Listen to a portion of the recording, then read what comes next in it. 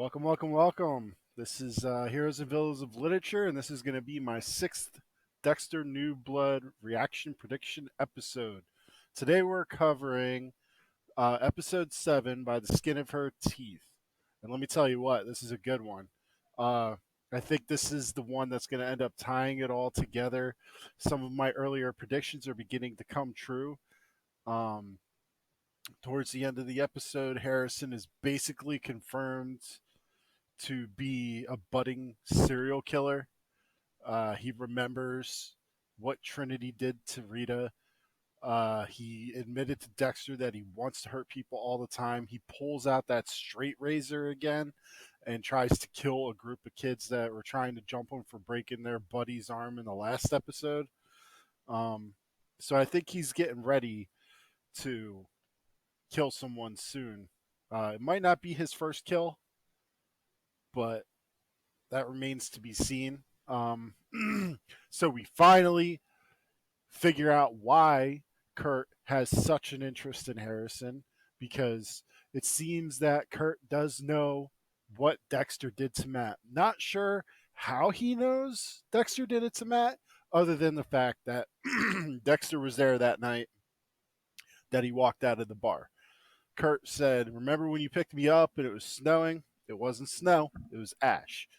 So Kurt probably, for whatever reason, thought someone's burning my son's body. See that? Nah, that doesn't make too much sense. He was drunk that night. So he had someone tell him he saw Dexter burning something in the furnace that night. He had to have. Which would probably be Edward Olson. Edward Olson hasn't been in any episodes since the very beginning, since like episode 3. Stop. Um, and he's probably not going to be in the rest of the episodes, probably until the very end. We'll see. Um, as time goes on, it's getting less and less likely that this is a hunting club thing, especially with the flashbacks of Kurt when he was younger killing Iris. Although it's still a possibility, considering the fact that he was listening to the same music Kurt Caldwell listens to before he kills somebody, and that he tried super hard to get Audrey into his car. And he had that look in his eye like he wanted to take her out because she was ultimately uh, his biggest critic for his oil company and stuff. And like, what the hell is he doing in this random town anyway? Um, Also, the plot point, my prediction of Dexter eventually getting caught is looking like it's starting to shake out too because the podcaster, I forget her name, and Angela are starting to connect the dots. They figured out that Dexter was somehow listening to her and Kurt's conversation. They found it weird that he showed up at the exact right moment to stop Kurt from killing her. Um, and they also think it's weird that he was sitting at the diner with Kurt when they went to arrest him. Um, so it's looking like they're going to eventually end up connecting him to the Bay Harbor Butcher because what other serial killer goes after criminals and other serial killers? There isn't one. The Bay Harbor Butcher.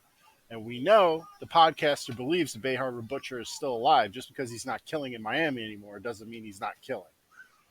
Um, so with a couple episodes left, that's gonna progress fairly quickly. Let me see. Hopefully that's not the case though. You know what I mean? Um, because Dexter getting caught is not my favorite way for things to end, and with everything going on with Harrison, Harrison's going to need somebody to back him up. Uh, this guy that abducted Dexter at the end of the episode doesn't know who he's fucking with at all. Neither does Kurt Caldwell. I'm sure that neither of these guys have any idea who the Bay Harbor Butcher is.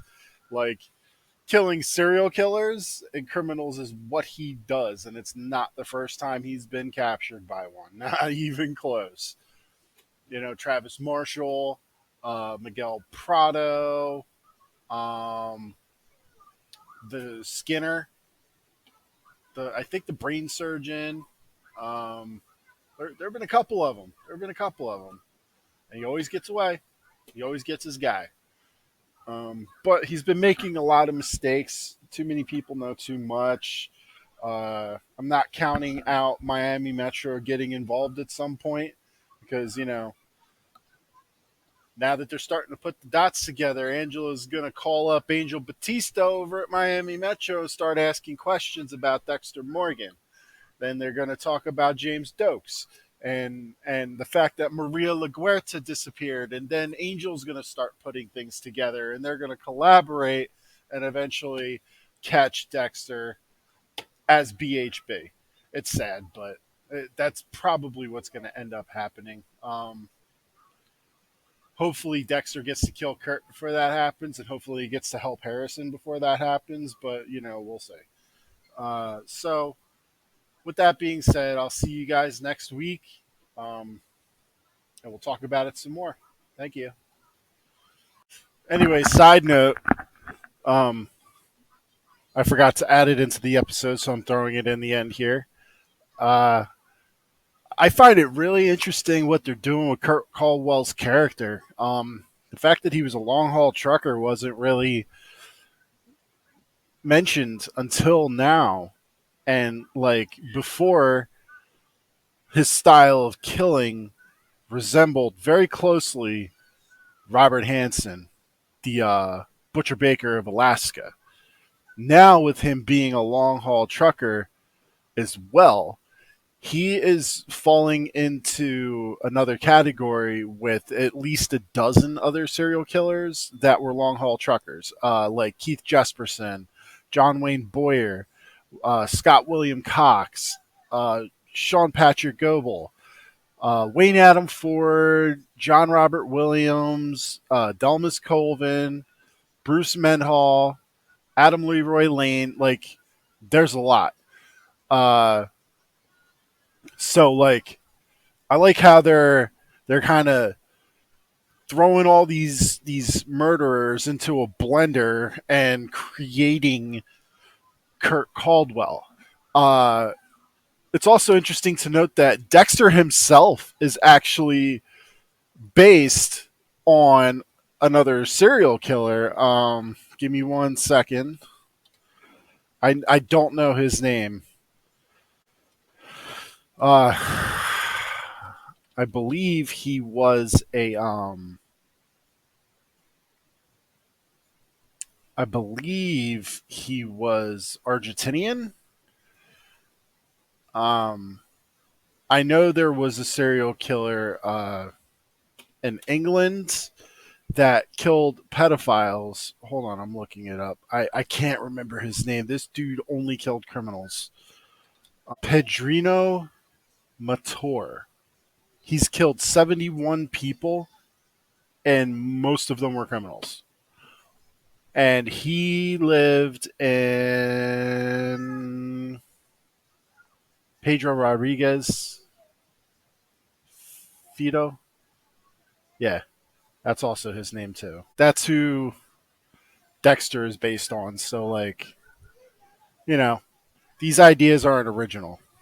Long story short, but it's good that they're adding them in because some of these guys were sick and definitely deserve to be touched on.